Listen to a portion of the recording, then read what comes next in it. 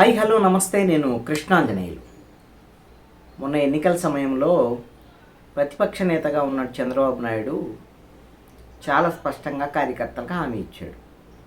నేను మారినటువంటి చంద్రబాబుని ఖచ్చితంగా మీరు ఎన్నికల తర్వాత చూస్తారు. నేను అధికారంలో లేనప్పుడు పార్టీతో దగ్గరగా ఉంటున్నాను, కార్యకర్తలకు అండగా ఉంటున్నాను. అధికారం వచ్చినప్పుడు అధికార బాధ్యతల్లో ఉండటం వల్ల పార్టీని విస్మరిస్తున్నాను అనేటువంటి విమర్శ నా మీద ఉంది. దాన్ని నేను ఖచ్చితంగా మార్చుకుంటాను అనేటువంటి విధంగా ఆయన చెప్పారు. అందుకు అనుగుణంగానే మారిన చంద్రబాబుని ఇప్పుడు కార్యకర్తలు చూస్తున్నారు. నిన్న సెక్రటరియట్లో జరిగినటువంటి పరిణామం మారిన చంద్రబాబుకి ఒక నిదర్శనంగా స్పష్టంగా కనపడేది. ఇద్దరు సాధారణమైనటువంటి తెలుగుదేశం పార్టీ కార్యకర్తలు ముఖ్యమంత్రి కార్యాలయం నుంచి కబురు పెట్టి సచివాలయానికి పిలిపించుకొని వాళ్ళ బాగోగులు మాట్లాడి వాళ్ళని గౌరవంగా పంపినటువంటి పరిస్థితి. ఒకరు ఏలూరు జిల్లా దెందులూరుకు సంబంధించినటువంటి దుర్గాదేవి అనేటువంటి ఒక సాధారణ తెలుగుదేశం పార్టీ కార్యకర్త. ఆవిడ ఏ తెలుగుదేశం పార్టీ కార్యక్రమం ఉన్నా, చంద్రబాబు నాయుడు ప్రోగ్రాం ఉందంటే అలాగా ఆవిడ మోపెడ్ వేసుకొని స్కూటీ వేసుకొని వచ్చేసేదట. చంద్రబాబు నాయుడు అరెస్టు సమయంలో తెలుగుదేశం పార్టీ ఆఫీసు ముందు జరిగిన నిరసనలో కూడా కీలకం పోషించారు. అదేవిధంగా వినుకొండకు చెందినటువంటి పల్నాడు జిల్లా వినుకొండ నాగరాజు యాదవ్, ఇతను కూడా అసలు చంద్రబాబు నాయుడు తెలుగుదేశం పార్టీకి సంబంధించిన కార్యక్రమాలు ఉన్నాయనంటే వినుకొండ నుంచి బస్సు ఎక్కి తెలుగుదేశం పార్టీ కార్యాలయానికి వచ్చేటువంటి వాడు. ఆ విధంగా తెలుగుదేశం పార్టీకి సంబంధించినటువంటి కార్యక్రమాల్లో చురుగ్గా పాల్గొనేటువంటి ఈ ఇద్దరిని తెలుగుదేశం పార్టీ గుర్తించింది. చంద్రబాబు నాయుడు నిన్న ప్రత్యేకంగా వాళ్ళని పిలుచుకొని సెక్రటరియట్లో తన ఛాంబర్లో వాళ్ళతో మాట్లాడారు. వాళ్ళ బాగోగులు తెలుసుకున్నారు. వీళ్ళిద్దరూ కూడా చంద్రబాబు నాయుడు అరెస్టు జరిగినటువంటి సమయంలో రాజమండ్రి సెంట్రల్ జైలు ముందే ఎక్కువ రోజులు గడిపారట. ఆయన బయటకు ఎప్పుడు వస్తాడో దాన్ని. ఈ విధమైనటువంటి కార్యకర్తల యొక్క సమస్యలు బాగోగులు తెలుసుకోవటం ఒకటి. అదేవిధంగా కార్యకర్తలకు సంబంధించినటువంటి వాళ్ళకి ఇప్పుడు వరకు 2 లక్షల బీమా ఉంది. 2 లక్షలకి ఎవరైతే తెలుగుదేశం సభ్యత్వం ఉన్నటువంటి వాళ్ళు ఇప్పుడు దాన్ని 5 లక్షలకి పెంచుతూ కూడా తెలుగుదేశం పార్టీ నిర్ణయం తీసుకుంది. నేను పొలిట్ బ్యూరోలో నిర్ణయం తీసుకున్నటువంటి అంశం.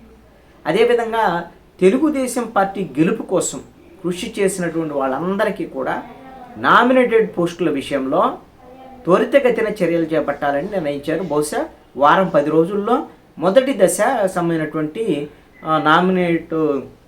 సంబంధించినటువంటి పోస్టుల ప్రక్రియను పూర్తి చేయబోతున్నారు. అయితే నిన్న పొలిట్ బ్యూరోలో ముఖ్యమంత్రి చంద్రబాబు నాయుడు ఒక క్లారిటీ ఇచ్చారు పార్టీకి సంబంధించినటువంటి నేతలకి. ఎవరికి మొదటి దశలో నామినేటెడ్ పోస్టులు రాబోతున్నాయి అనే దాని మీద ఈ విషయంలో చాలా స్పష్టంగా చెప్పినటువంటి అంశం ఏంటంటే చంద్రబాబు నాయుడు జనసేనకి 22 అసెంబ్లీ స్థానాలు, 9 బీజేపీ అసెంబ్లీ స్థానాలు కలిపితే 31 అసెంబ్లీ స్థానాల్లో తెలుగుదేశం పార్టీ పోటీ చేయలేకపోయింది. అక్కడ జనసేన బీజేపీ వాళ్ళకి ఇచ్చారు కూటమి అలయన్స్లో భాగంగా. దీంట్లో అందుకని ఫస్ట్ ప్రయారిటీ ఆ 31 నియోజకవర్గాల్లో ఎవరైతే పోటీ చేయకుండా త్యాగం చేసినటువంటి తెలుగుదేశం నాయకులు ఉన్నారో ఫస్ట్ ప్రయారిటీ మొదటి లిస్టులో వాళ్ళకు ప్రాధాన్యత ఇస్తామనేటువంటి విషయాన్ని చంద్రబాబు నాయుడు చెప్పారు. అక్కడ మరి తెలుగుదేశం పార్టీకి ఎన్ని నామినేటెడ్ పోస్టులు వస్తాయి ఏంటి అనేటువంటి అంశాన్ని కానీ మీరు గమనిస్తే అక్కడ జనసేన బీజేపీ గెలిచి ఉన్నటువంటి ఎమ్మెల్యేలు కాబట్టి నిర్ణయించిన ప్రకారంగా తెలుగుదేశం వాళ్ళు ఎమ్మెల్యేలు గెలిచిన చోట తెలుగుదేశానికి 60% నామినేటెడ్ పోస్టులు, అదేవిధంగా జనసేనకు 30% నామినేటెడ్ పోస్టులు, 10% మాత్రమే బీజేపీకి. అదే జనసేన గెలిచిన చోట జనసేనకు 60% నామినేటెడ్ పోస్టులు, 30% తెలుగుదేశానికి, 10% బీజేపీకి. అదేవిధంగా బీజేపీ గెలిచిన చోట్ల 50% బీజేపీకి, మిగతా 50% తెలుగుదేశం జనసేనకి. అందుకని ఇప్పుడు జనసేన బీజేపీ గెలిచిన చోట్ల తెలుగుదేశమైనటువంటి నాయకులకి కార్యకర్తలకి నామినేటెడ్ పోస్టుల్లో వాళ్ళు త్యాగం చేశారు కాబట్టి వాళ్ళకి ప్రత్యేకమైనటువంటి ప్రాధాన్యత ఇచ్చి మొదటి లిస్టు వాళ్ళదే ఉంటుంది అనేటువంటి విషయాన్ని చంద్రబాబు నాయుడు తన నాయకులకి పొలిట్ బ్యూరోలో స్పష్టం చేశారు. అంటే ఫస్ట్ లిస్ట్ ఇదే రాబోతాం. అయితే కీలకమైనటువంటి టీటీడీ, అదేవిధంగా SC corporation, BC corporation, ST corporation, ఎస్సీలో 2 కార్పొరేషన్లు ఉన్నాయి, ఏపీఐఐసి, ఇలాగా కీలకమైనటువంటి కార్పొరేషన్లు, వీటిని కూడా మొదటి దశలోనే పూర్తి చేసేదానికి అవకాశాలు ఉండొచ్చు. ఎవరికి నామినేటెడ్ పోస్టులు వస్తాయి ఏంటి అనే దాని మీద పెద్ద చర్చ జరుగుతోంది. టీటీడీ చైర్మన్ ఎవరవుతారు ఏంటి అనే దాని మీద ఇది తెలుగుదేశానికి ఉంటుందా, జనసేనకి వెళ్తుందా, లేదా బీజేపీ కావాలని అడుగుతుందా అనేటువంటి చర్చ ఉంది. ఇప్పటి వరకు ఉన్నటువంటి సమాచారం మేరకు జనసేన నుంచి నాగేంద్రబాబు అడుగుతున్నారు టీటీడీ చైర్మన్ అనేటువంటి దాని మీద మొదట్లో వార్తలు వచ్చాయి. ఆ విషయంలో నాగేంద్రబాబు క్లారిటీ ఇచ్చారు. అదేవిధంగా పవన్ కళ్యాణ్ కూడా క్లారిటీ ఇచ్చారు. మేము టీటీడీ కోసం ఏమీ ప్రపోజల్ ఏం పెట్టలేదు, నాగేంద్రబాబు అసలు ఏం అడగటం లేదు, ఆయన పార్టీ కోసం పనిచేసినటువంటి కార్యకర్తలకు నామినేటెడ్ పోస్ట్ వస్తే చాలు అనేటువంటి ఆలోచనలో ఉన్నారు, ఎట్టి పరిస్థితుల్లో ఆయన ఏం కోరుకోవట్లేదు అనేటువంటి విషయాన్ని పవన్ కళ్యాణ్ చెప్పుకున్నారు. బహుశా టీటీడీ చైర్మన్ వరకు అయితే మాత్రము తెలుగుదేశం పార్టీకే వచ్చేదానికి అవకాశం ఉంది.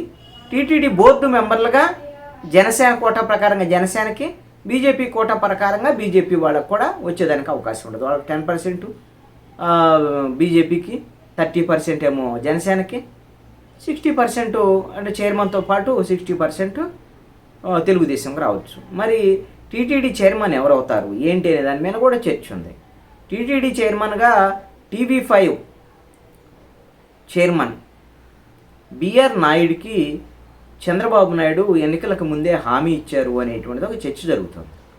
మొన్న ఎన్నికల్లో తెలుగుదేశం, జనసేన, బీజేపీ కూటమి గెలుపులో TV5, ABN, ఈటీవీ, మహా టీవీ వీళ్ళు కీలక భూమిక పోషించినటువంటి మాట వాస్తవమే, దాంట్లో ఎటువంటి సందేహం లేదు. ఒక రకంగా ప్రతిపక్ష పాత్రను పోషించారు. ఒక సందర్భంలో తెలుగుదేశం పార్టీ నేతలు, కార్యకర్తలు బయటికి రావాలంటే భయపడేటువంటి పరిస్థితిలో కూడా వీళ్ళు ప్రభుత్వ ప్రజా వ్యతిరేక విధానాలను ఎండగడుతూ మీడియా పరంగా కొంత ప్రయత్నం చేసినటువంటి మాట వాస్తవమే. అందుకనే బిఆర్ నాయుడుకి టీటీడీ చైర్మన్ ఇవ్వాలి అనేటువంటి దాని మీద మిగతా మీడియాలకు సంబంధించినటువంటి వాళ్ళు కూడా బిఆర్ నాయుడుకి వైపే ఆయన టీటీడీ చైర్మన్ ఇవ్వాలనేటువంటి దాని మీదనే మొగ్గు చూపుతున్నారు అనేటువంటిది అంశం. ఈ నేపథ్యంలో అయితే టీటీడీ చైర్మన్గా రఘురామకృష్ణరాజు కూడా కోరుకున్నటువంటి పరిస్థితి ఉంది. అదేవిధంగా విజయనగరం నుంచి అశోక్ గజపతిరాజు కూడా ఈ టీటీడీ చైర్మన్కి సంబంధించినటువంటి విషయంలో, ఇంకా యనమల రామకృష్ణుడు కూడా, ఈ పేర్లన్నీ కూడా పరిశీలనలో ఉన్నటువంటి అంశాలు. అయితే చంద్రబాబు నాయుడు బిఆర్ నాయుడు వైపే మొగ్గు చూపుతారు టీటీడీ చైర్మన్ విషయంలో అనేటువంటి దాని మీద. అయితే రఘురామకృష్ణరాజుకి ఢిల్లీలో ఆంధ్రప్రదేశ్ రాష్ట్ర ప్రభుత్వం తరపున ఢిల్లీ వ్యవహారాలు ఢిల్లీలో ఉండి కేంద్ర ప్రభుత్వంతోనూ ఢిల్లీ వ్యవహారాలు చూసేటువంటి విధంగా ఆయనకు అవకాశం ఇవ్వచ్చు రఘురామకృష్ణరాజుకి అనేటువంటి దాని మీద చర్చ ఉంది. ఇంతకుముందు ఖమ్మంపాటి రామ్మోహన్ రావు ఈ వ్యవహారాలను చూశారు. ఇప్పుడు మరి రఘురామకృష్ణరాజు అది నన్ను కోరుకుంటున్నట్టుగా ఒక సమాచారం, నాకు టీటీడీ ఇవ్వకపోతే ఢిల్లీలో అవకాశం ఉన్నాయి. ఎందుకంటే ఆయనకి ఢిల్లీలో అటు బీజేపీ వాళ్ళతో మంచి సంబంధాలు ఉన్నాయి, మిగతా అన్ని పార్టీలు, జాతీయ పార్టీలతో కూడా కొన్ని సంబంధాలు ఉన్నాయి ఆయనకి. ఢిల్లీలోనే మొన్నటి వరకు 5 ఏళ్ల పాటు ఎంపీగా అక్కడే ఉన్నాడు కదా, ఆయన నియోజకవర్గానికి రావడానికి వీలు లేనటువంటి పరిస్థితిలో. కాబట్టి ఢిల్లీ నుంచే ఆయన చక్రం తిప్పాలనేటువంటి దాని మీద ఈ విషయంలో మరి చంద్రబాబు నాయుడు హామీ ఇస్తారా లేదా అనేటువంటిది చూడాలి, ఏ నిర్ణయం ఎలా ఉంటుందని.